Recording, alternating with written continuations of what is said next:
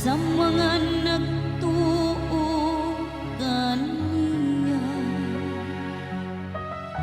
Papalipaya ang Israel diha sa iyang mabubuhay. Pasadiya ang mga anak sa Sion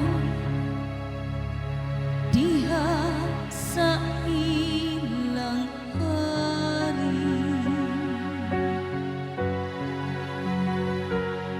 Ang Ginoo nalipay sa iyang lungsod.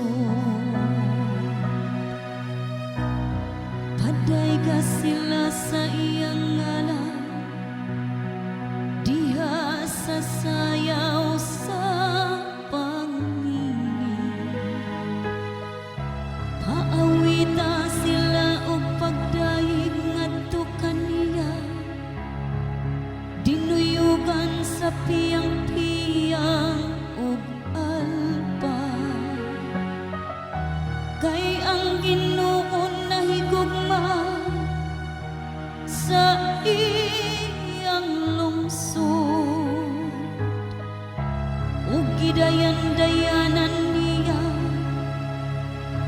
ang mapaubsanon ug kadaugan.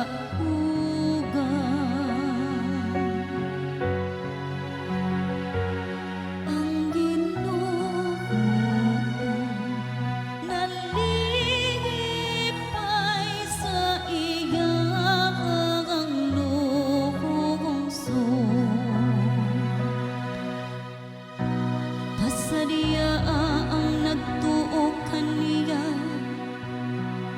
diha sa himaya. Paawita sila tungod sa kalipay diha sa ilang mga higdaanan.